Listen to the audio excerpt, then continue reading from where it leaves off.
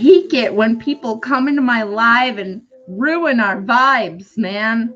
Gee whiz. It's fine. Whatever. Haters gonna hate. It's just that like I want to be somebody who manages to reach people who are otherwise closed-minded. And so that's why it bothers me. It doesn't bother me. I don't think I'm wrong. It just bothers me that this person is so uh like what's the word? Illusioned, closed-minded. Good morning, judgy. Yeah.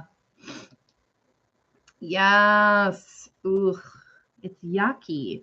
So this person, hi everybody, welcome to the Rooster's Nest. How's it going? I was having a great morning, a great live, and then somebody came in and started asking me questions about why I feel like I'm a man. And I said, why do trees grow? And he said, well, trees grow naturally, but you are a woman, so but you feel like a man. Like, how does that work?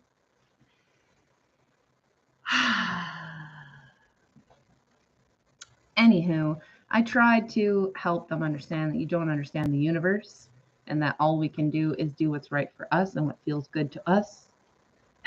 Chuddy. Is your name Maxwell Heller? Because yes. Then yes. Let's do it. But yeah.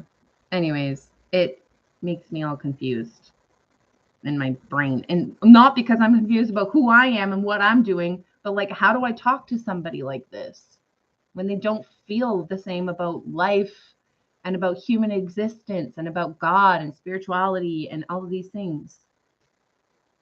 Like, how do you talk to somebody who doesn't fundamentally believe in certain the things that guide you, Oof. Anyways, I will learn. I still feel a bit like a baby when it comes to this kind of stuff. So we're gonna get better. I try to talk to them and then I mute them. Sure, Chuddy. I'll follow you back. No probs. Yeah. Anyways, I got rattled by that. That's just it. You really don't understand or want to open their minds. Can't really. They don't understand. They don't want to open their minds. Yeah. You were nice about it. That's all you can do. Thanks. Thanks, Harley Quinn. People are threatened by things they don't understand, Purple Star says. It's been that way since forever. Yeah. Chuddy says, I like you, very simple and easygoing person. Dude.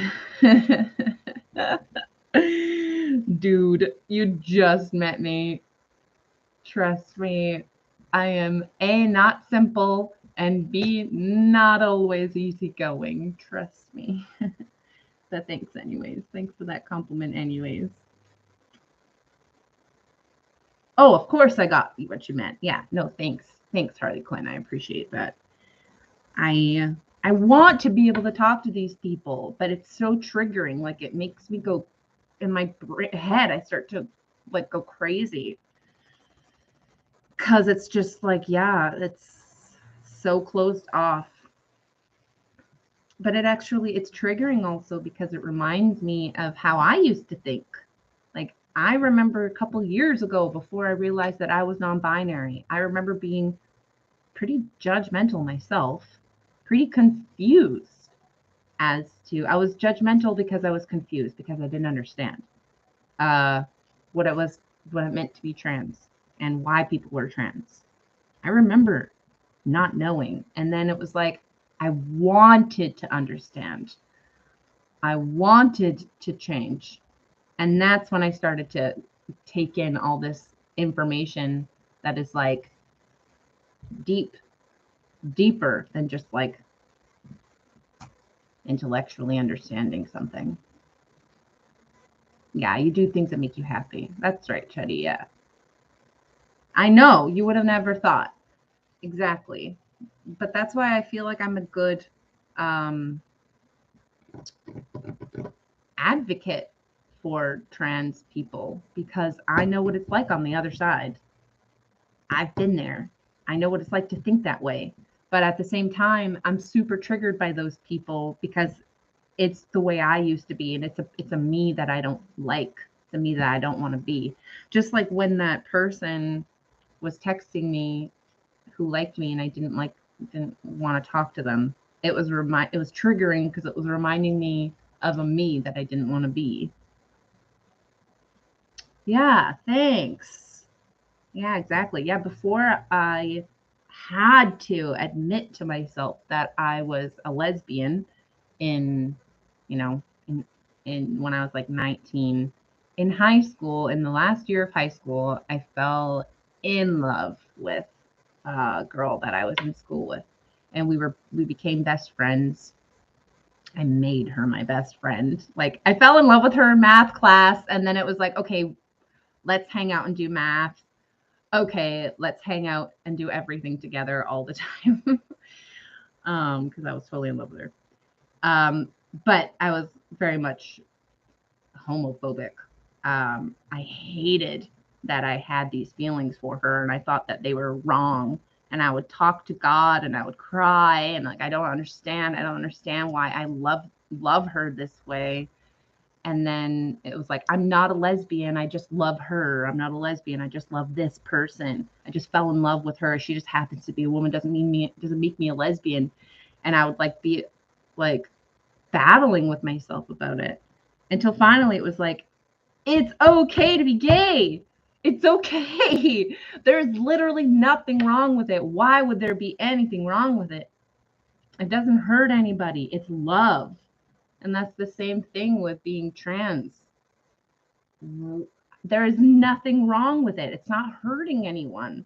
It's actually making the world a better place because people are feeling more comfortable being themselves. And then they're going to be a better person because they feel happier. Yeah. Right? So, anyways, like I said, I know I get both sides. I get this totally closed off, um, fearful energy. Usually, Eve says, you are right. You don't have to understand it personally for it to be allowed, for it to be a beautiful thing.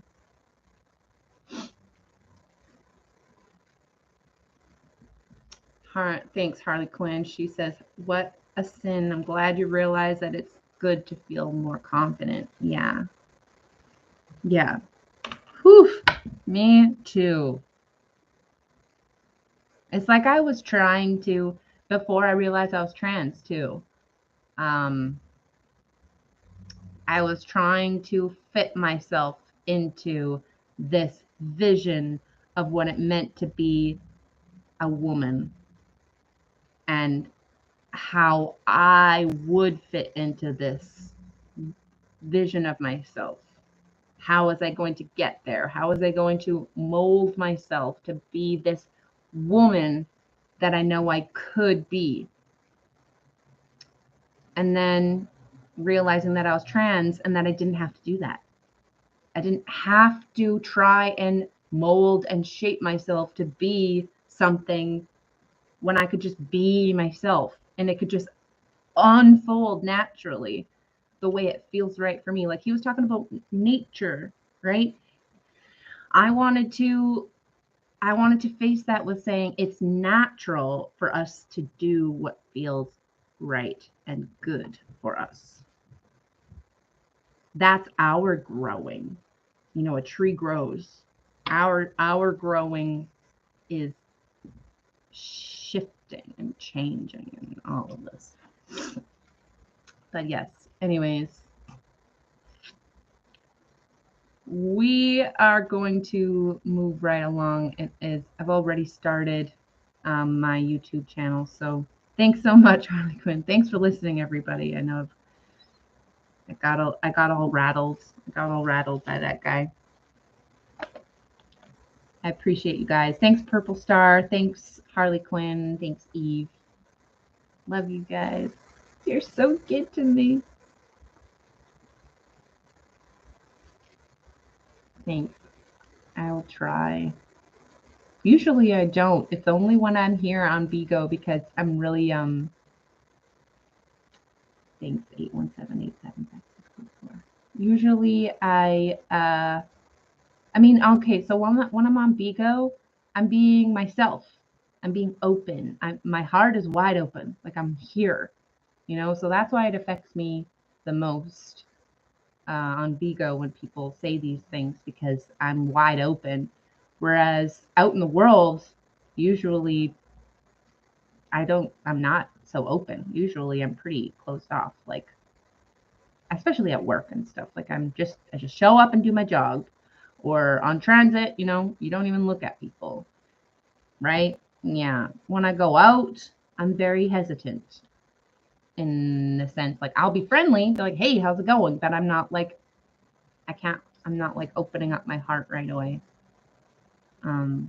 If I do, I turn into like a weird little, like I was trying to imagine the rooster at previous events, like at the Black Swan and stuff like that, and how he's like this like little boy. He's like this like 10-year-old scrappy little doodle doo. He's so weird. And it's fine and it's funny. But I was realizing that. And he's got a lot of work to do. He's got a lot of growing to do, this guy. But anyways, thanks, Harley Quinn. Yes, I will definitely try not to let people get to me. That is the goal. That is the goal. Be yourself. Be open. Be loving. But don't let anybody break your stride. Ain't nobody gonna hold me down. Oh no. I got to keep on moving. Ain't nobody gonna break my stride. Okay, it's May 25th. Yeah.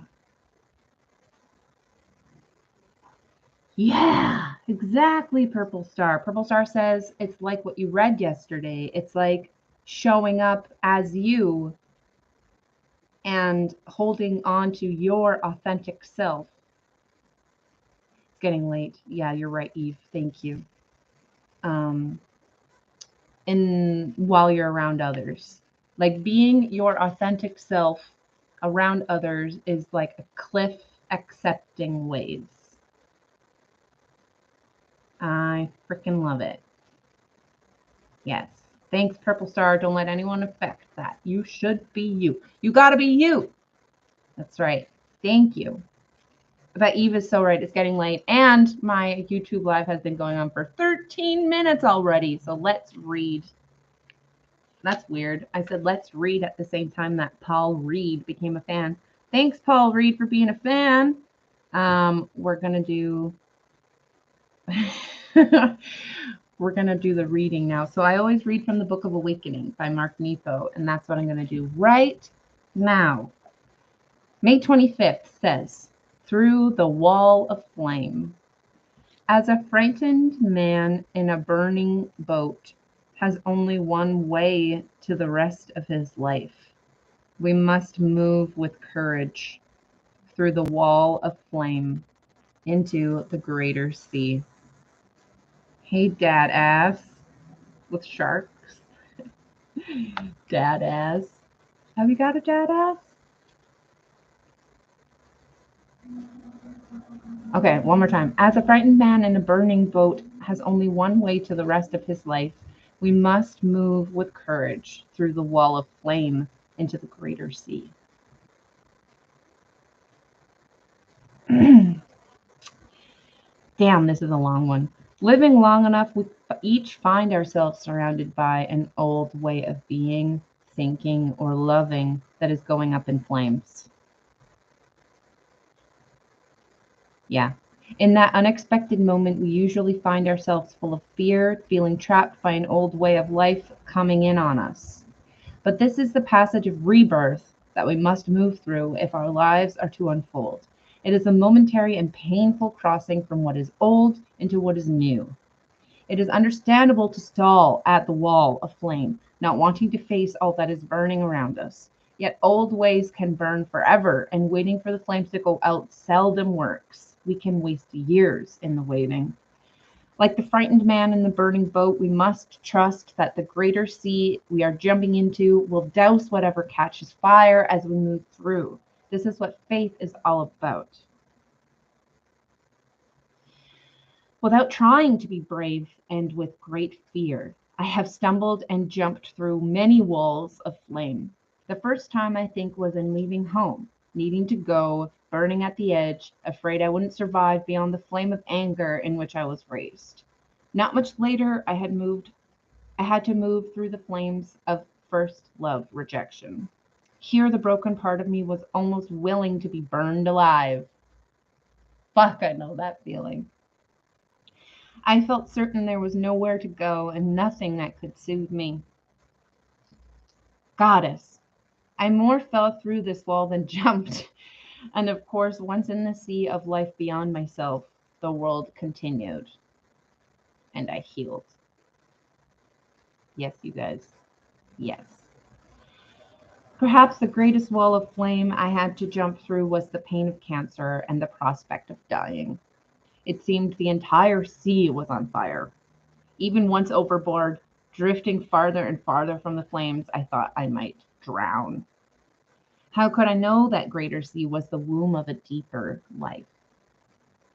Yes, a deeper life. That's something that these transphobic people don't understand. I'm sure this is the same for anyone struggling to break out of any form of addiction, illness, or abusive relationship. But the subtlest ring of fire, it seems, is that centered.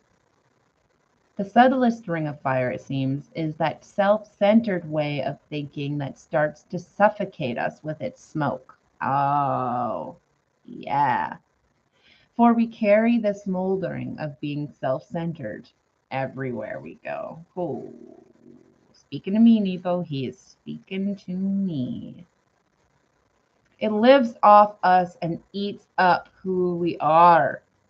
So, how to jump from the burning boat that is us? How do we jump from the burning boat that is us? Well, it somehow requires jumping from the boat of the ego into the sea of spirit. Splash! Whoosh. This somehow involves the courage to surrender our stubbornness and dreams of control. It means letting the ribs of the ego burn and jumping through. We will more than survive. We will be carried to an unimagined shore. You guys get it? Did you guys get all that? You guys feel it? Surrender, courage, faith, trust. Yeah. Yeah. Purple Star says this is so relatable. I'm trying to reinvent myself after what I've been through in the past. Yeah. Exactly. The burning boat, jumping from the burning boat. You got this. Courage and surrender. Purple Star says hasn't been easy, been through traumatic issues. Yeah. Yeah. And do you find, of course, I'm really glad that it meant something for you, Purple Star. That means that I have accomplished my goal. Yeah, I'm glad that it was good for you. So that was the passage. This is the meditation. It says center yourself and meditate on one way of being, thinking, or loving that stands between you and the fullness of life. One way of being, thinking, or loving that stands between you and the fullness of life. It might be a hiddenness you bear, or a critical, blaming nature you suffer, or a fear of your own feelings. Fear of my own feelings, I would say, is probably one of them. A hiddenness. I still bear a hiddenness, especially when it comes to being in love. I could love the shit out of somebody that I love, but as soon as they're looking at me, I am terrified. I am all closed up. I'm hiding. I'm trying not to be terrified and closed off and hiding. I do my very best. I'm like right there at the bars of the cage, being like, I'm in here. I'm doing my best, but I'm still in this cage, trying to break through. Me too, says Purple Star. Yeah. A hiddenness. Okay, so this is for us then. This is us. Meditate on one way of being that stands between you and the fullness of life. Oh boy. Breathe deeply and imagine what moving through this old way might ask of you. It asks me to be more trusting and courageous, exposed, grounded, less self-centered too. Yes, Purple Star says, I found it tough to trust and bring down my walls, right?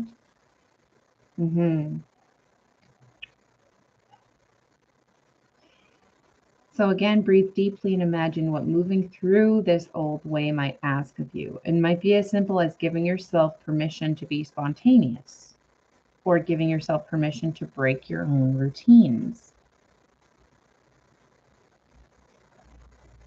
For me, it's like giving myself permission to just take up space exactly as I am. Take up time and space exactly as I am. Which oftentimes I think is quieter than I think I need to be. Maybe sometimes it's louder than I think I need to be. Breathe slowly and picture yourself moving through the wall of flame burning about you. Purple Star, do this with me. Breathe slowly and picture yourself moving through the wall of flame that's burning about you.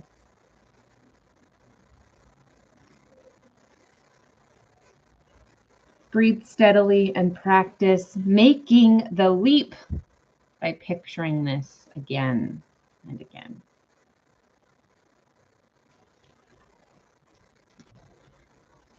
Yeah.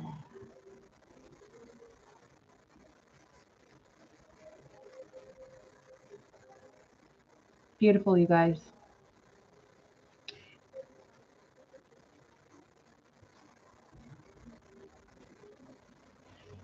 Tomorrow, we shall read again from the Book of Awakening. Merci beaucoup. Gracias. Muchas gracias. I challenge you, darling Purple Star. Purple Star says getting that to sink in is tough for me. My challenge for you, darling, is to just sit and breathe and visualize that wall of flame and visualize yourself moving through it for like 5 minutes, just 5 minutes. I'll do the same thing, okay? We'll both do it. And then we'll come back tomorrow and be like, hey, did you do it? Hey, yeah. Did you do your homework? Yeah, I did it. Did you? Okay. Time to go. Thanks, everybody. Thank you, Purple Star. Thank you, Eve. Thank you. Hi, Orange Juice is here. Tell her I love her. And if she's here, I love you. And who else is here? Harley Quinn, if you're still here, thanks for being here. I love you all. I'm going to go start my day. I'm going to work. Have a nice day. Remember, you can never fail if you never give up. Keep going. You got this. Just move through that wall of flame and transform. Simple. Number 2, everyone is someone. So who are you? That is our journey, each individually. And number 3, if you ever feel down, all you have to do is look in the mirror and say, "She's a woman!" And Miss Cracker will be with you. Or you can say, "Cock-a-doodle-doo!" And Miss Cocky-doodle-doo will be with you too. Take care. Have a wonderful day, darlings. Bye-bye. My